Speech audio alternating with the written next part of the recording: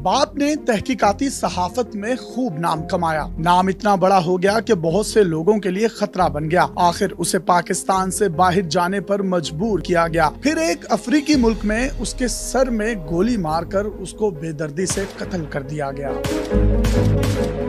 उसके छोटे छोटे बच्चों और बूढ़ी माँ पर क्या गुजरी होगी, ये दर्द उन घर वालों से बेहतर कोई नहीं समझ सकता जिन पर ये वाकया गुजरा। होना तो ये चाहिए था कि बाप के कत्ल के बाद बच्चे चुप होकर बैठ जाते, लेकिन उस शख्स की बेटी ने अपने वालिद के मिशन को जारी रखने का फैसला किया और सहाफत के मैदान में कूद पड़ी। ये कहानी है शहीद अरशद शरीफ और उनकी बेटी अलीजा अरशद की, जिसने अपने बाप के मिशन को उसी इदारे से शुरू किया है जहाँ से उसके बाप ने छोड़ा था।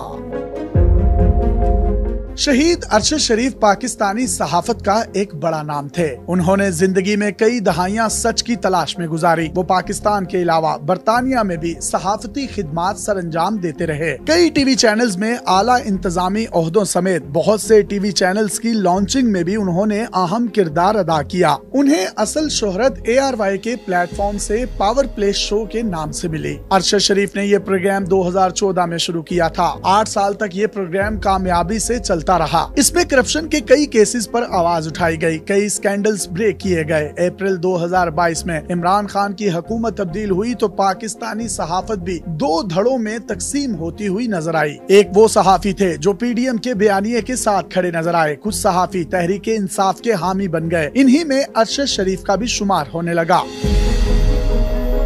हुकूमत तब्दील होने के कुछ अरसा तक तो सब कुछ ठीक चलता रहा, लेकिन अगस्त के महीने के बाद अरशद शरीफ पर जिंदगी बदलने लगी। उनके प्रोग्राम में तहरीक इंसाफ के रहनुमा डॉक्टर शहबाज गिल ने एक बयान दिया। इस बयान के बाद शहबाज गिल पर इल्जाम लगाया गया कि उन्होंने फौज के अफसरों को बगावत के लिए उकसाया है। उनके खिलाफ मुकदमा दर्ज कर लिया गया। बात यही खत्म नहीं हुई। अरशद शरीफ उस प्रोग्राम के एंकर थे, वो भी जेरे अताब आए। उनका चैनल भी पाबंदियों का शिकार हुआ। हर तरफ से प्रेशर बढ़ता जा रहा था। मुल्क के मुख्तलिफ शहरों में अरशद शरीफ के खिलाफ पर्चे कटते चले जा रहे थे। आखिरकार अरशद शरीफ को पाकिस्तान छोड़ने पर मजबूर कर दिया गया। वो दुबई में जाकर रहने लगे। इसी दौरान उनका प्रोग्राम बंद कर दिया गया, लेकिन वो यूट्यूब से अपनी सहाफती जिम्मेदारियां अदा करते रहे।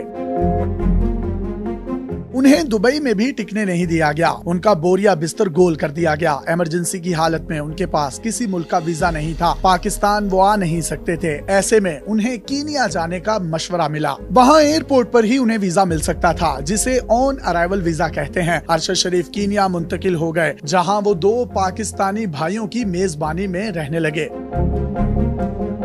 24 अक्टूबर 2022 की रात को वो अपने मेजबान के साथ डिनर करके वापस फार्म हाउस पर जा रहे थे कि रास्ते में ही उनके सर में गोली मारकर कत्ल कर दिया गया। उनका कत्ल कीनिया की पुलिस के हाथों हुआ। पुलिस एहलकारों ने नैरोबी के करीब उन्हें सर में गोली मारकर कत्ल किया। इब्तदाई तौर पर पुलिस ने कहा कि शनाख्त में गलती की वजह से अरशद शरीफ पुलिस की फायरिंग का निशाना बने, लेकिन बाद में पुलिस के बयानात में तुजाद ने कई सवालात को जन्म दे दिया।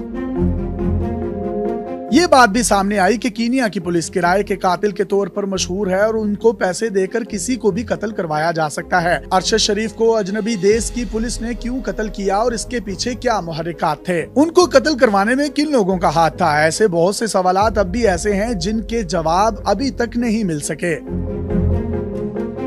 अब बात करते हैं अरशद शरीफ की इज़्दवाजी जिंदगी की। अरशद शरीफ ने 2 शादियां कर रखी थी। उनकी छोटी अहलिया जवेरिया सदीक भी सहाफी हैं और मुख्तलिफ कौमी और बैनुल अक़वामी अदारों के साथ वाबस्ता रही हैं। उनकी बड़ी अहलिया का नाम समिया अरशद है और उनमें से उनके 4 बच्चे थे। इन 4 में से 2 बच्चे बालिग हैं जिनकी उम्रें 18 साल से ज्यादा हैं। इन्हीं में एक अलीजा अरशद भी हैं जिन्होंने अपने वालिद के नक्शे कदम पर चलने का फैसला किया। अलीजा ने सहाफत के लिए उसी इदारे का इंतखाब किया जहाँ उसका बाप काम करता था।